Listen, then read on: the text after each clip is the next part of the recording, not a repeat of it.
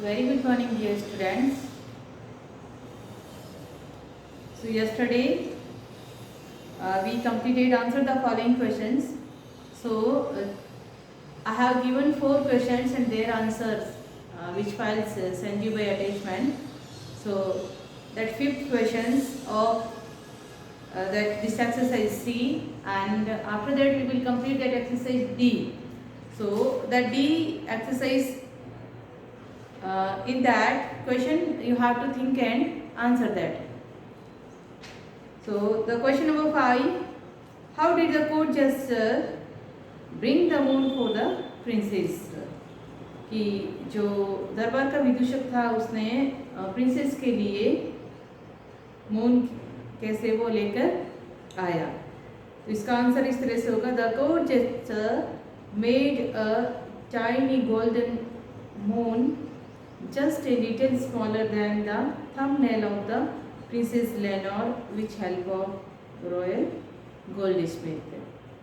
उसने सुनार की सहायता से प्रिंसेस के थंबनेल नाखून के अंगूठे से भी छोटा और पतला मून बनवाया, और वो भी किसकी हेल्प से? सुनार की हेल्प से. इस तरह का मून बना करके वो प्रिंसेस लेनोर के लिए लेकर आया था. Now the next question, think and answer. सोचना और आपको जवाब देना है. Question number first, why did the court jester say to the king, the thing to do is to find out how big the princess Lenore thinks it is and how far away.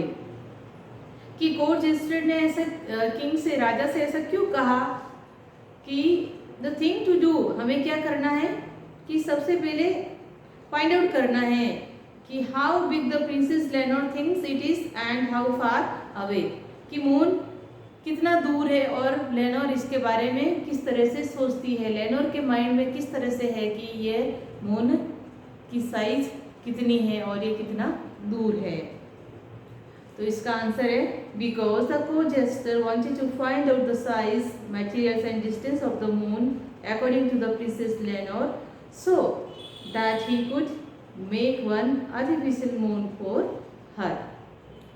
कि court gesture ये जानना चाहता है कि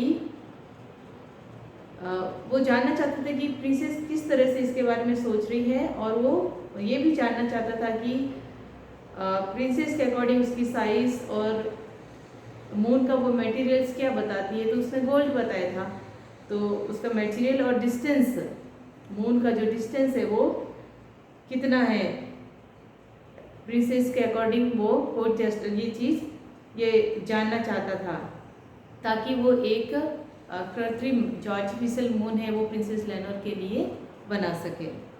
question number second, why did the princess want to say when she said to the court jester, when I lose a tooth, a new one grows in its place, doesn't it? कि princess ने ऐसा क्यों कहा था कि एक court jester से ऐसा क्यों कहा था कि जब एक हमारा टीथ चला जाता है तो उसकी जगह दूसरा टीथ उसकी जगह स्थान ले लेता है, ऐसा ही होता है ना, मतलब ऐसे उसने कोर्ट जेस्टर से क्यों कहा था. तो इसका आंसर इस तरह से रहेगा, the court jester asked the princess Lenore that how can the moon be shining in the sky when it is hanging on a golden chain around your neck. कि जब विदूषक ने प्रिंसेस से ये पूछा कि आकाश में मून कैसे शाइनिंग कैसे चमक रहा है, बल्कि मून तो आपके गले में जो सोने की चैन है उसमें हैंगिंग है, लटक रहा है, फिर वो आकाश में कैसे चमक रहा है. तब प्रिंसेस ने विदूषक को रिप्लाई दिया था, the princess replied that, princess ने ये उत्तर दिया कि when I lose A tooth, जब मैं एक दांत को खोती हूँ, a new one grows in its place, doesn't it, कि उसकी जगह एक दूसरा दांत स्थान ले लेता है. ऐसा ही होता है ना. इन द सेम वे, ठीक इसी तरह से, the old moon is hanging on a golden chain around my neck, कि जो पुराना मून है, पुराना चंद्रमा है, वो मेरे गले में जो गोल्डन चैन है उसमें हैंगिंग है, लटक रहा है। And the new moon grows in its place, और नया चंद्रमा उसकी जगह स्थान ले लिया और वो उग गया और वो आकाश में चमक रहा है। So thank you dear students. Now we completed the chapter number 2, many moons, and from tomorrow we will start a new chapter, chapter 3. Thank you. Have a nice day.